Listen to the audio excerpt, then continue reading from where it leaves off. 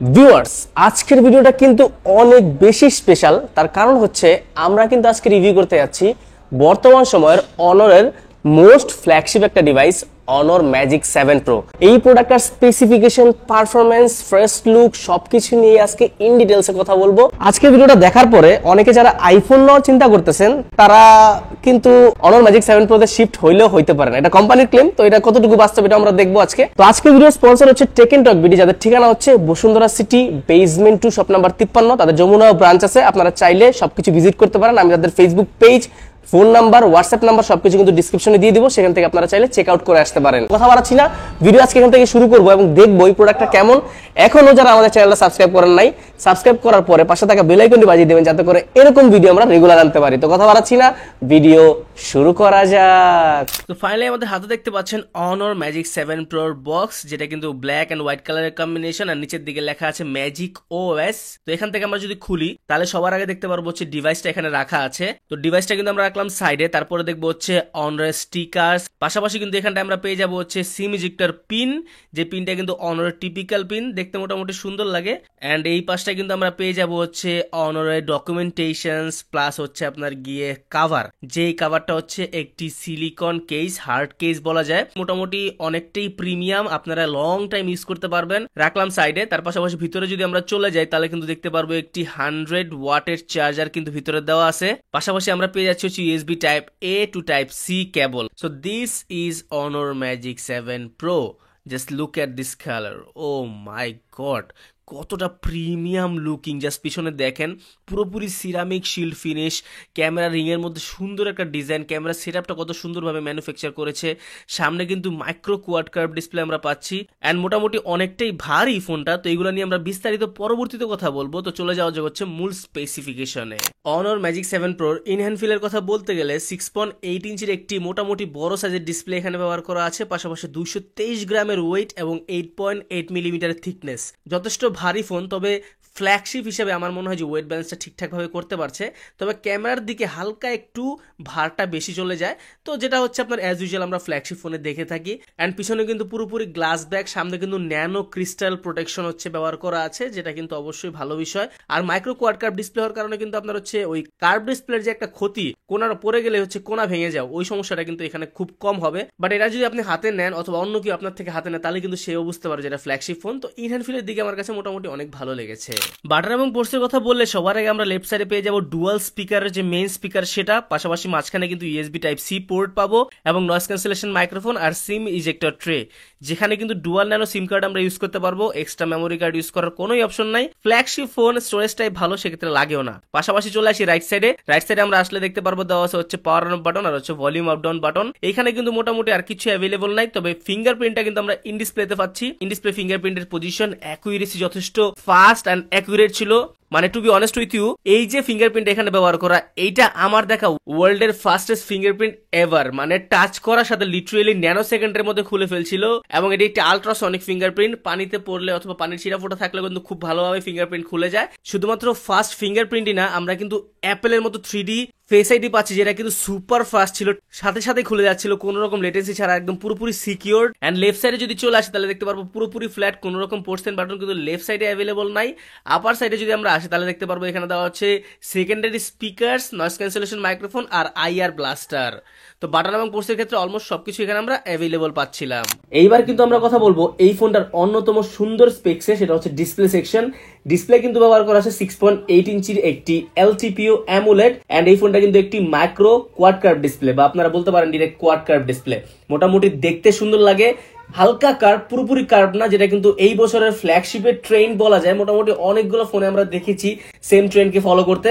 And এই ডিসপ্লেটা হচ্ছে 120 হার্জ রিফ্রেশ রেট সাপোর্টেড, পাশাপাশি 1 billion colour supported. Dolby vision তো অবশ্যই সাপোর্ট আছে, পাশাপাশি কিন্তু আপনারা HDR ইমেজ সাপোর্ট পাচ্ছেন এই ফোনটাতে, HDR 10+ এর সাপোর্ট পাচ্ছেন, 1500 নিটস এর হাই ব্রাইটনেস মোড এবং 5000 নিটস এর পিক ব্রাইটনেস মানে হচ্ছে আপনারা অলমোস্ট সব রেকর্ড ভেঙে দিয়ে 5000 নিটসের পাচ্ছেন, বাট অ্যাকচুয়ালি কিন্তু এত ব্রাইটনেস থাকে না, এটা শুধুমাত্র খাতা কলমে থাকে। হ্যাঁ, ডিসপ্লে কিন্তু যথেষ্ট ব্রাইট, তবে এতটাও ব্রাইট থাকে না যে 5000 নিটস, কোম্পানি কিন্তু নিজেদের খাতা কলমের হিসাব আসলে দেয়। এবং এই ফোনটাতে কিন্তু 453 পিপিআই ডেনসিটি ব্যবহার করা আছে। আমরা যদি রিয়েল টাইম এক্সপিরিয়েন্সের কথা এখন বলি, মোটামুটি মাল্টিমিডিয়া কনজাম্পশনে কিন্তু একদম হাইয়ার রেজুলেশন ভিডিও আমরা দেখতে পাচ্ছিলাম খুব ইজিলি।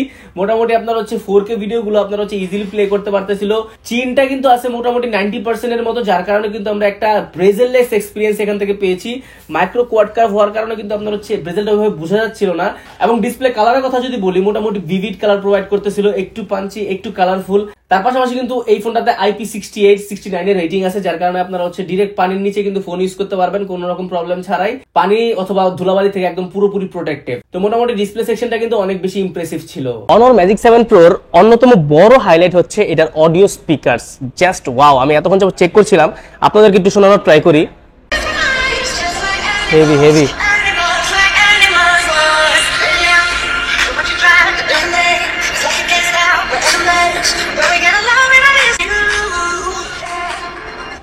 ভাই, you are gonna love it, believe me, you are gonna love it. এটা সাউন্ড কোয়ালিটি আসলেই জোস। তো আমরা কিন্তু এখন চলে আসবো এই ফোনটার পারফরম্যান্স সেকশনে। পারফরম্যান্স সেকশনে যদি আমরা আসি, তাহলে কিন্তু সবার আগে দেখতে পারবো কোয়ালকম স্ন্যাপড্রাগন 8 এলিট, একটি 3nm বেসড 2025 সালের ফ্ল্যাগশিপ চিপসেট এখানে ব্যবহার করা আছে। পাশাপাশি জিপিইউ হিসেবে আছে অ্যাড্রিনো 830 জিপিইউ। এই দুইটার কম্বিনেশনে গেমিং এক্সপিরিয়েন্স থেকে শুরু করে একদম multimedia consumption top level performance provide করতেছিল এই ফোনটা। আমরা কিন্তু কয়েকটা বড় বড় গেম ট্রাই করে দেখেছি। মোটামুটি পাবজিতে একদম ফুল গ্রাফিক আমরা খেলতে পারছিলাম, 90 FPS প্লাস এবং হচ্ছে 120 FPS পর্যন্ত সাপোর্ট করতেছিল গেমে। পাশাপাশি কল অফ ডিউটি আপনারা যারা খেলতে যাচ্ছেন তারা কিন্তু হচ্ছে ফুল গ্রাফিকে খেলতে পারবেন। এবং এই ফোনটা ইন্টারেস্টিংলি আমরা 5 বছরের অ্যান্ড্রয়েড আপডেট এবং 6 বছরের সিকিউরিটি আপডেট পাচ্ছি। অ্যান্ড্রয়েড 15 থেকে অলমোস্ট অ্যান্ড্রয়েড 20 পর্যন্ত আপডেট আমরা পাবো। বাই দ্য ওয়ে, এই ফোনটা কিন্তু অ্যান্ড্রয়েড ভার্সন 15 এবং ম্যাজিক ওএস 9 এ বেসড একটা ফোন, এবং ইউআই এক্সপিরিয়েন্স এবং মাল্টিমিডিয়া কনজাম্পশন সবকিছু একদম ছিল পানির মতো স্মুথ। এবং ইউআই এক্সপিরিয়েন্সের কথা বলতে গেলে আমরা বরাবরই জানি ম্যাজিক ওএস কিন্তু একদম ক্লিন ইউআই, কোনো রকম এক্সট্রা ব্লোটওয়্যার আমরা তুলনামূলক অনেকটাই কম দেখি। সেখানে কিন্তু ম্যাজিক ওএস 9 কিন্তু আরো আপগ্রেড নিয়ে আসছে এবার। পাশাপাশি কিন্তু আমরা হচ্ছে ফোনটাতে কাস্টমাইজ এআই অনেক ফিচার্স পাবো, যেগুলো আপনারা নিজেদের মতো ইউজ করতে পারবেন। সার্কেল টু সার্চ আছে, পাশাপাশি কিন্তু আরো ভিতরে অনেকগুলা এক্সট্রা এআই ফিচার্স আছে, সেটার জন্য আলাদা একটা ভিডিও বানাবো আমরা। And Qualcomm Snapdragon 8 elite 3nm বেসের প্রসেসরটা কিন্তু 2025 এর লেটেস্ট আমরা জানি। তো আমরা সব ধরনের প্রেসার কিন্তু এই ফোনটাতে দিয়েছি, মাল্টিমিডিয়ার ক্ষেত্রে হোক অথবা হচ্ছে বড় বড় অ্যাপস ইউজ করে হোক, তার পাশাপাশি কিন্তু আপনার হচ্ছে গেমিং করে হোক, মোটামুটি সব দিকে সুন্দরভাবে হ্যান্ডেল করতে পারতেছিল।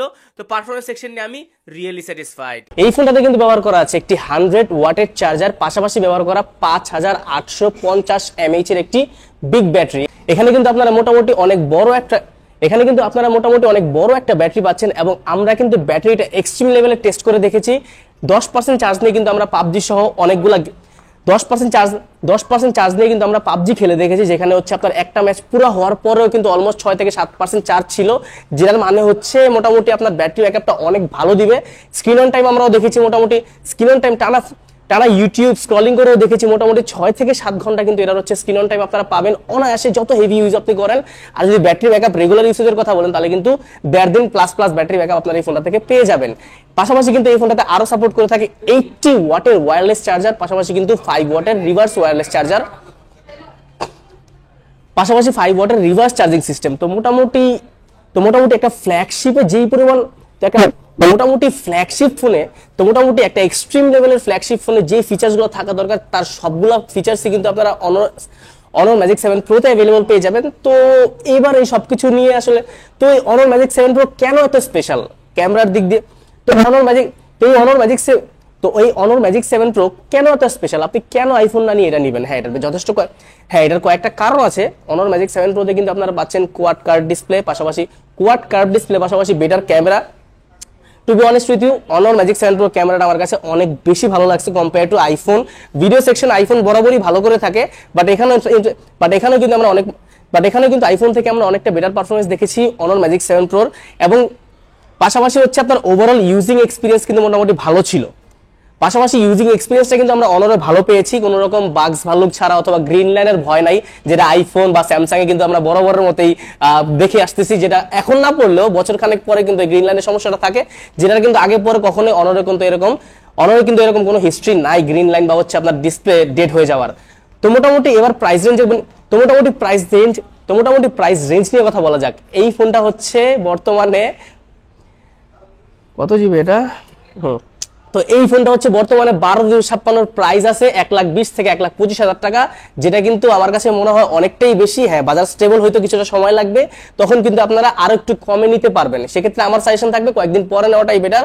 যখন লাখখানেকের আশেপাশে চলে আসবে সেক্ষেত্রে কি করতে হবে, যখন লাখখানেকের আশেপাশে চলে আসবে তো সেক্ষেত্রে আনঅফিসিয়াল প্রাইসটা জানতে অবশ্যই টেক এন্ড টকের পেজটা ফলো দিয়ে রেখে সেখানে দেখতে পারবেন যে আনঅফিসিয়াল প্লাস হচ্ছে আপনার আপডেট প্রাইসটা কিরকম আছে। তো মোটামুটি এই ছিল ভিডিও। আমরা কিন্তু চেষ্টা করেছি এই ফোনটার ফুল স্পেসিফিকেশন কভার করার। তো মোটামুটি আমরা কিন্তু চেষ্টা করেছি এই ফোনটার ফুল স্পেসিফিকেশন কভার করার। যারা চাচ্ছেন মূলত আমরা কিন্তু চেষ্টা করেছি আজকে এই ফোনটার ফুল স্পেসিফিকেশন প্লাস রিভিউ করার। অনেকেই তো এর মধ্যে যদি আপনার হচ্ছে কোনো কিছু মিসিং হয়, তো আপনার কোনো এক্সট্রা কমেন্ট থাকে যে ভাই এই ফোনটার জন্য এটা ভালো হইতো, বা তো এর মধ্যে যদি আপনাদের আরো কোনো প্রোডাক্টের রিকোয়েস্ট থাকে কমেন্ট করে জানাবেন, অবশ্যই আমি পরবর্তীতে সেই প্রোডাক্ট নিয়ে কথা বলবো। তো আজকের কথা বাড়াচ্ছি না, ভিডিও এখান থেকে শেষ করতেছি। দেখা হবে পরবর্তী কোনো ভিডিওতে। সে পর্যন্ত ভালো থাকবেন, সুস্থ থাকবেন, নিজের খেয়াল রাখবেন। আল্লাহ হাফেজ।